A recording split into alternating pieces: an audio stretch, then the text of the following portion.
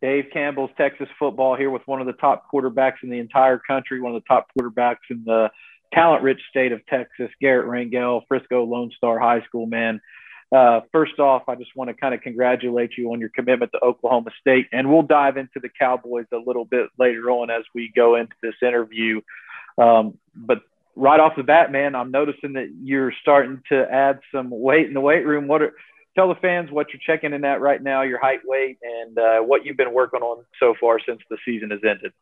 I'm 6'2.5", and I'm about around 180. You got an early start at Frisco Lone Star, stepping on the field as a youngster, and you've developed within one of the top offensive programs in the entire state. What's it been like being a Ranger there and kind of growing up in that offensive scheme that's led by Jeff Rayburn, who definitely has one of the top offensive minds in the state of Texas? Yeah, I mean, it's a blessing. You know, me and Coach Rayburn talk all the time about schemes and stuff like that. But I mean, overall, being a Ranger, there's no other place I'd rather be. It's such a family environment. I just love everything about it. He took me to the side one day and told me about you, and you were coming up, and he said, "Hey, you know that guy over there? He's going to be a big time player," and he was definitely right, man. Yes, sir. He has a great eye for talent. Just kind of talk about how you think playing in that offensive system could prepare you for the next level. I think it's done a lot of things for me, you know, with my reads and stuff like that. And I think they have a very similar offense with Oklahoma State, so it wouldn't be a big jump, you know, just different play calling stuff like that. That's common. But I think it's a very intelligent system. I think they do a lot of stuff like throwing the ball wise, run game wise, intermediate game, all different types of stuff that'll help me get prepared for the next level. Kind of looking ahead to next year, I mean, what's the team shaping up like? How do you guys feel heading into the 2021 season? I know it just seems like a blink of an eye that you're on the field just a few weeks ago, but now this focus is going to start to turn to your senior year. Obviously, I feel like that's probably going to be the most important year of your career. I mean, that's going to be the year that you're really putting it all out there on the line, your final year of high school ball. What's the team stacking up like, and what are your goals heading into next year? Yeah, we have, our team this year, we have a lot of, great guys coming back too, but we also lost like some players, but we have a lot of potential right now. We have a lot of young guys also, but they're eager to step up into their roles and compete and do what they can for this team. And, our goal is same as every year, 16-0, undisputed state champion. I think that's the biggest thing, because I think for me, my goal is to be the first Lone Star team to win state, and I think that's everyone else's goal too. And we're really pushing hard this offseason to get bigger and stronger, faster, and hopefully reach that goal. You've put up really big numbers in consecutive years now. How do you felt like you grew on the field as a player this last fall? I think my sophomore year we threw the ball a ton. Marvin Mims and those big nasties up front, those O linemen. I think the thing I'm most proud of in myself is the way I have adapted my style of play, throwing on the run, stuff like that, more quick game, stuff like more quick game routes and stuff like that. It just, losing those three-year starters last year, and then the way that our O-line stepped up this year and having a lot of like different plays of rollout, screens, all that type of stuff, really just I feel like I'm proud of myself for the way I've adapted and overcome like adversity and stuff like that. Anything that you want to work on, you feel like heading into the senior years, or like one part of your game that you feel like I'd like to take this part of my game as a senior and show improvement? I think my mechanics big time, because as a quarterback you never stop working on your mechanics. My sophomore year I had really good form, and then I don't know what happened my junior year. I started watching Russell Wilson throw the ball, and I started dipping my arm a little bit, and it didn't really work out because he's an NFL like 235-pound guy. I think this offseason I've really been focusing on getting my arm up and out and high release points, because it's a lot quicker and the ball comes out a lot stronger and faster. Now we're going to go on to that commitment, man. You made your decision. You were picking up a lot of big-time offers, but you decided that you were going to call the Big 12 home. First of all, show them all the shirts that you're wearing right now, where you're going to be playing college ball at Oklahoma State. Yes, what was it about that Cowboys program that really drew you in, made you want to call Stillwater, Oklahoma home for the next 3-4 years?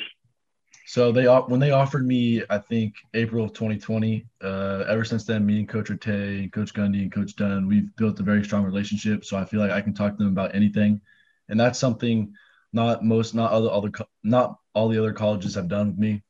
So the way they showed me love and the way they showed me support throughout the season and stuff like that. And I took a virtual visit 2 weeks, 2 weeks before I announced my commitment, and they showed my parents absolute utmost respect and love, and that to me was pretty much the deal breaker. You know, the way they showed my mom that love, and I think it was just I kind of knew from the start Oklahoma State was going to be the one, you know, and it's good that Jay Nixon's up there too. So I know someone up there. So, you know, it's exciting, and I just can't wait to get up there.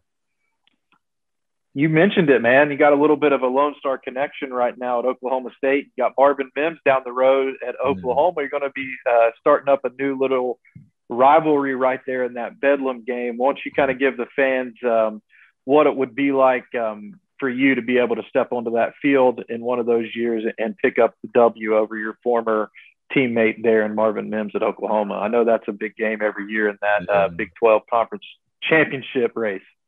Yeah, I mean it'll be awesome. You know, playing a guy like Marvin Mims. I mean, no doubt one of the best high school receivers of all time, and it's just amazing. You know, I love watching Marvin play. I watched him a lot this year. You know, much respect for him and his family. I love Marvin to death. He's a great guy, and it'll be really fun. You know, playing one of those games, big time ball clubs, and it'll just be a fun atmosphere. And I'm just excited. You love him, but I know that I can tell it's going to mean a lot to you if you're able to pull off the W and get that win. No matter how much you love them, that's still going to be big time for you.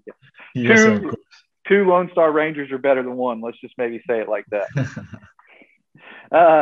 You mentioned family, you know, and I know how close you are with your family.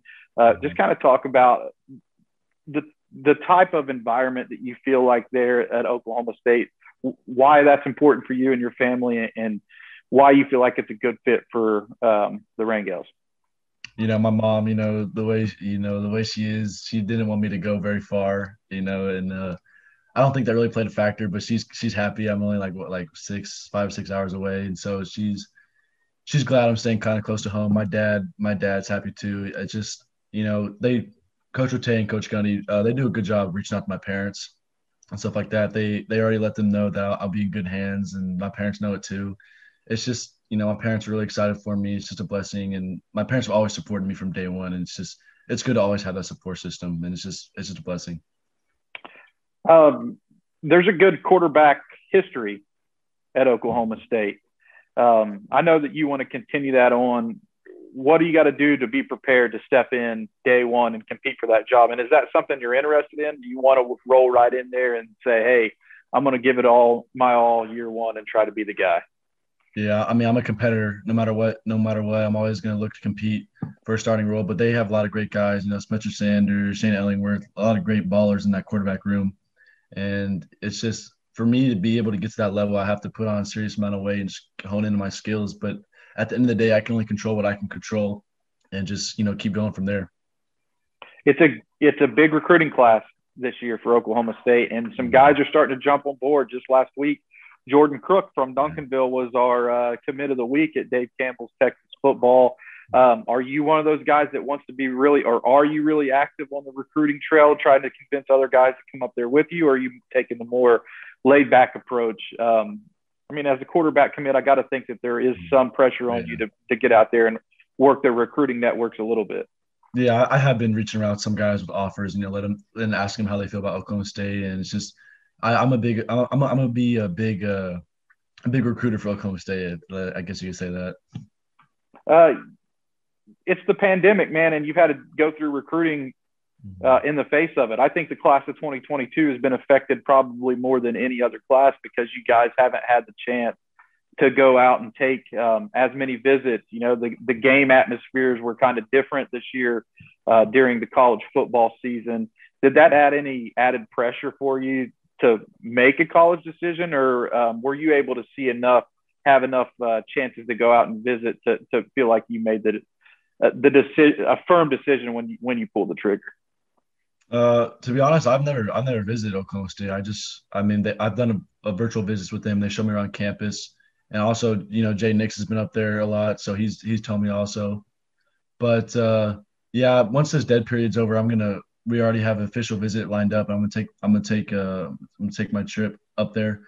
But this COVID has affected. But once, like I said, once Oklahoma State offered me and they were my first Power Five, I kind of knew right away. And when me and Coach Retaine, Coach Gundy, and Coach Dunn all kind of got close, I kind of knew right away they were gonna be the one.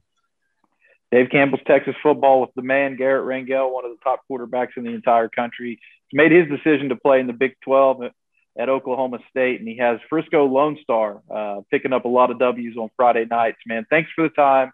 Congratulations on your decision, and good luck in that state championship hunt in 2021. Yes, sir. Thank you so much for having me.